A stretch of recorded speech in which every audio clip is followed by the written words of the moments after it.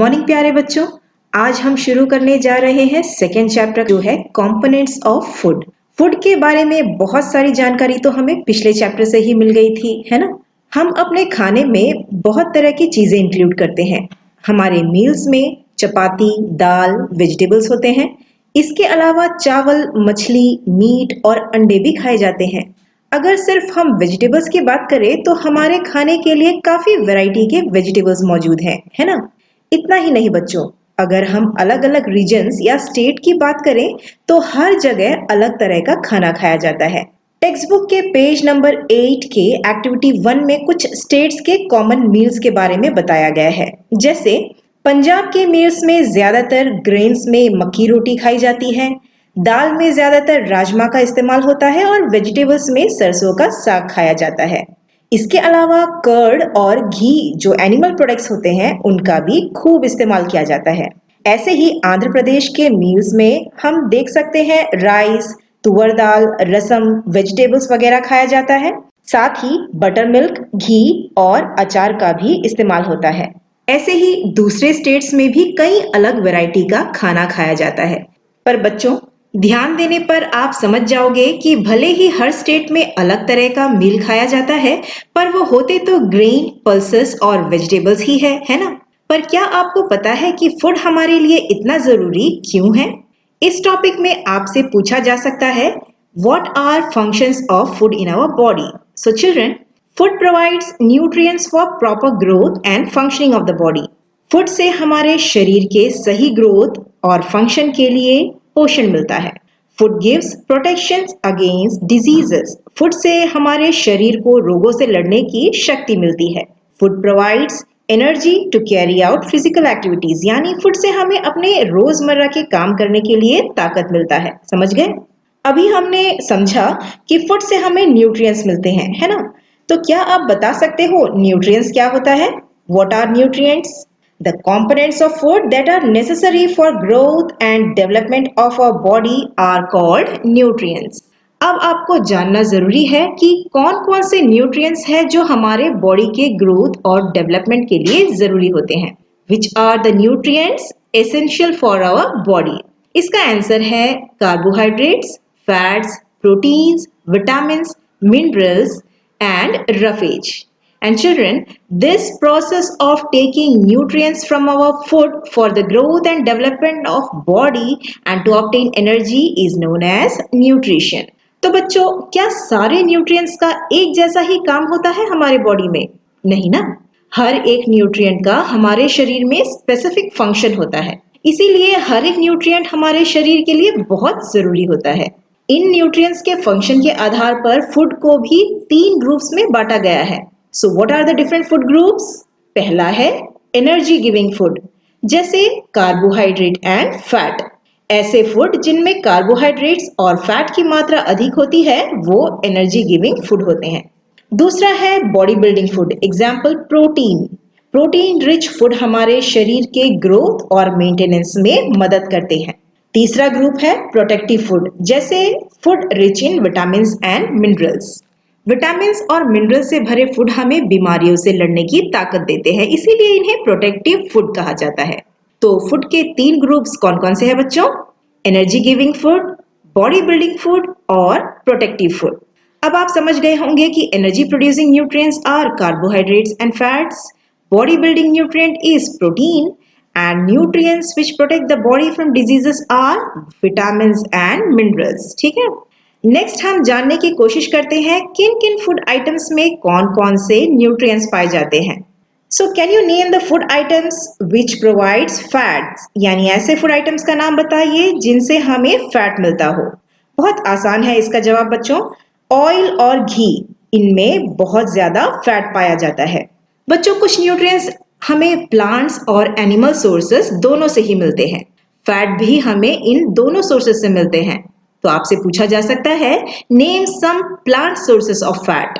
इसका आंसर है groundnuts, यानी मूंगफली, नट्स जैसे काजू बादाम वगैरह, हर तरह का ऑयल जैसे sunflower oil, mustard oil, coconut oil और सोयाबीन ऑयल। ये सभी कुछ ऐसे प्लांट प्रोडक्ट्स हैं जिनमें हमें फैट मिलता है।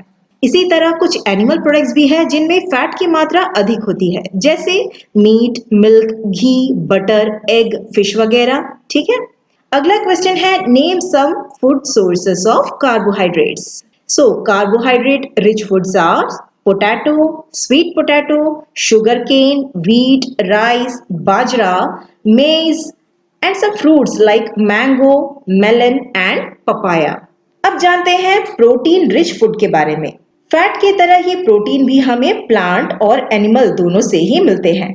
तो कुछ प्लांट सोर्स है, ग्राम यानी चना, मूंग, तुअर दाल, बीन्स, सोयाबीन, पीस यानी मटर आदि। वहीं मीट, फिश, पनीर, मिल्क और एग कुछ ऐसे एनिमल प्रोडक्ट्स हैं जिनसे हमें फैट मिलता है। विटामिन की अगर हम बात करें तो ये कई तरह के होते हैं, जैसे vitamin A, B, C, D, E और के। बहुत सारे विटामिन का एक ग्रुप भी होता है जिसे विटामिन बी कॉम्प्लेक्स कहते हैं। इतने सारे जो विटामिन होते हैं ना, इनका काम भी अलग अलग होता है। So what are the roles of different types of vitamin in our body? चलिए जानते हैं इसका आंसर। पहला है vitamin A. Vitamin A keeps our skin and eyes healthy. Vitamin C. Vitamin C helps body to fight against many diseases. Vitamin C से हमें immunity मिलती है। और vitamin D helps our body to use calcium for bones and teeth. Vitamin D हमारे bones और teeth को food से calcium absorb करने में मदद करते हैं। ठीक है। अब आपको पता होना चाहिए कि ये सारे विटामिन आपको कौन कौन से फूड से मिलेंगे। सबसे पहले जानते हैं विटामिन ए के सोर्स के बारे में।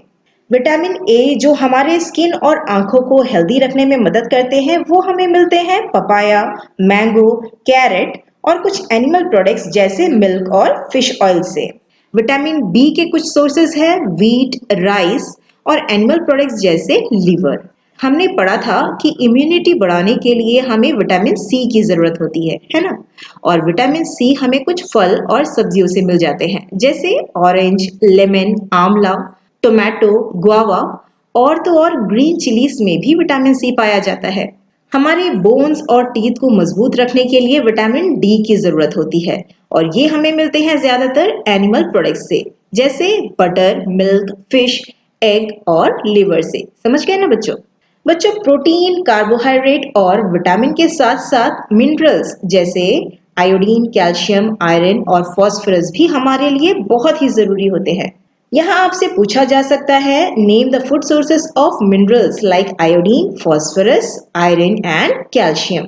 तो चलिए जानते हैं सबसे पहले आयोडीन का सोर्स। आयोडीन के एक सोर्स के बारे में तो आप सभी जानते होंगे, सॉल्ट, है ना? इसके अलावा सभी सी फूड्स में हमें आयोडीन मिल जाता है। अगला मिनरल है फास्फोरस, जो हमें मिलते हैं मिल्क, बनाना, व्हीट, राइस आदि से। ठीक है। आयरन हमें green leafy vegetables, red meat, Apple वगैरह से मिलता है। वहीं कैल्शियम का सबसे अच्छा सोर्स मिल्क, एग और सभी मिल्क प्रोडक्ट्स होते हैं। न्यूट्रिएंट्स के अलावा हमारे शरीर को डाइटरी फाइबर और वाटर की भी जरूरत होती है। डाइटरी फाइबर्स को हम जनरली रफेज कहते हैं। रफेज होता क्या है बच्चों? What is roughage? Roughage is the portion or part of food such as whole grains, nuts, seeds, legumes, fruits and vegetables that our body cannot digest. Roughage actually does not provide any nutrient to our body but is very essential component of our food because this helps our body to get rid of undigested food. यानी roughage से हमें कोई भी nutrients नहीं मिलता। इनका काम हमारे शरीर से अनडाइजेस्टेड फूड को बाहर निकालने का होता है। तो बच्चों, खाना खाने से लेकर पचाने और अनडाइजेस्टेड फूड को बॉडी से बाहर निकालने तक के प्रोसेस में हमें एक और चीज की जरूरत होती है। जानते हो क्या? जी हाँ बच्चों, पानी की। पानी हमारे शरीर में न्यूट्रिएंट्स को एब्जॉर्ब करने में मदद करता है और साथ ही यूरिन और स्वेट के रूप में बॉडी से कुछ वेस्ट को भी बाहर निकालता है। ठीक है। वैसे तो हम जो भी फ्रेश फ्रूट्स या वेजिटेबल्स खाते हैं उनमें बहुत सारा पानी होता है, पर इसके अलावा भी हम इन्हें पकाने के लिए पानी का इस्तेमाल करते हैं। साथ ही चाय, दूध और जूसेस के रूप में भी हमारे बॉडी में पानी पहुंच जाता है। हमारा अगला टॉपिक है बैलेंस डाइट यानी संतुलित आहार। तो सबसे पहला क्वेश्चन भी यही है बच्चों, what is a balance diet? So A diet in which every component of food, that is carbohydrate, fat, protein, vitamin, mineral, water and roughage, is present in proper amount is known as balanced diet. अब सवाल उठता है, what is the need of healthy balanced diet? यानी हमें balanced diet की ज़रूरत क्यों होती है? हमने अभी पढ़ा था कि बैलेंस डाइट से हमें सारे न्यूट्रिएंट्स मिल जाते हैं and good nutrition is an important part of leading a healthy lifestyle. Combined with physical activity, your diet can help you to reach and maintain a healthy weight, reduce your risk of chronic diseases also. Okay बच्चों, आपने पढ़ा होगा कि हर उम्र के लोगों की nutrition requirement एक जैसी नहीं होती. आपने देखा होगा कि छोटे बच्चे जो 1 साल के भी नहीं होते, उनका फूड आपके फूड से काफ़ी अलग होता है ना. न्यूट्रिएंट्स और मिनरल्स की सबसे ज़्यादा ज़रूरत बढ़ते हुए बच्चों को होती है, यानी आप लोगों को. पता है आपको एक दिन में कितने कैलोरीज की ज़रूरत होती है? You people need about 2000 to 2200 calories per day. जानते हो आपको इतने कैलोरीज की क्यों ज़रूरत होती है? क्योंकि आप लाइफ के ग्रोइंग स्टेज में हो. आप इस उम्र में काफ़ी एक्टिव रहते हो, खेलते हो, कूदते हो और इन सभी कार्यों के लिए आपको यानी आपके बॉडी को बहुत ज़्यादा एनर्जी की ज़रूरत होती है और ये एनर्जी आपको मिलता है फूड से. बच्चों, हर तरह का न्यूट्रिएंट्स तो हमारे शरीर के लिए ज़रूरी होता है, पर इसका मतलब ये नहीं कि आप सारे तरह के न्यूट्रिएंट्स को एक साथ ही खा लें. इससे आपको तकलीफ हो सकती है. जानते हो, हमारा डाइट अगर बैलेंस ना हो तो हमें 2 तरह की तकलीफ हो सकती है. पहला है obesity. What is obesity? When a person eats too much of fat containing food, then fat gets deposited in his body and he may end up suffering from a condition called obesity. यानी जो लोग बहुत ज़्यादा fat वाले food खाते हैं, उनके शरीर में धीरे धीरे फैट डिपॉजिट होने लग जाते हैं, जो आगे चलकर ओबेसिटी यानी मोटापे में बदल जाती है. अब बात करते हैं दूसरे हेल्थ इशू की, जो हो सकता है बैलेंस डाइट की कमी से, और वो है malnutrition. So what is malnutrition? It is the physical state of a person resulting either from an imbalanced diet or from physical inability to absorb nutrients due to some diseases. यानी माल nutrition हमारे शरीर के उस अवस्था को कहते हैं जिसकी वजह बैलेंस डाइट के कमी से या फिर किसी बीमारी की वजह से हमारे शरीर में न्यूट्रिएंट्स के ऑब्जर्व नहीं होने से होती है. बच्चों, जब हमने न्यूट्रिएंट्स के डिफरेंट फूड सोर्सेज के बारे में डिस्कस किया था, तब आपने ध्यान दिया होगा कि हर एक न्यूट्रिएंट्स के कई सारे फूड सोर्सेज होते हैं. कुछ फूड आइटम्स जैसे pulses, groundnuts, soybean, sprouted seeds, fermented foods जैसे इडली, डोसा, फ्रूट्स जैसे बनाना, वेजिटेबल्स, ये सभी बहुत ही ईजिली अवेलेबल होते हैं और इनसे हमें अपने ज़रूरत के सारे न्यूट्रिएंट्स मिल जाते हैं. इसका मतलब है हमारे न्यूट्रिएंट्स की ज़रूरत को पूरा करने के लिए कोई भी महंगे फूड आइटम्स को खरीदने की ज़रूरत नहीं होती है, क्योंकि बहुत ही साधारण और आसानी से मिलने वाले फूड आइटम्स से ही हमें पर्याप्त मात्रा में न्यूट्रिएंट्स मिल जाते हैं. समझ गए ना बच्चों? हम जो कोई भी फूड आइटम्स खरीदते हैं उन्हें ज़्यादातर पकाकर यानी कुक करके खाते हैं, है ना? पर क्या आप जानते हो कुछ न्यूट्रिएंट्स कुकिंग के दौरान खत्म हो जाते हैं या फिर हम कह सकते हैं कि वो उड़ जाते हैं.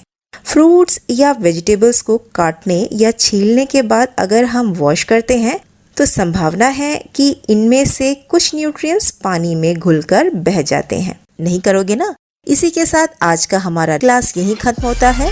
आप सभी घर पर रहिए और अपना ख्याल रखिए. बाय बच्चों.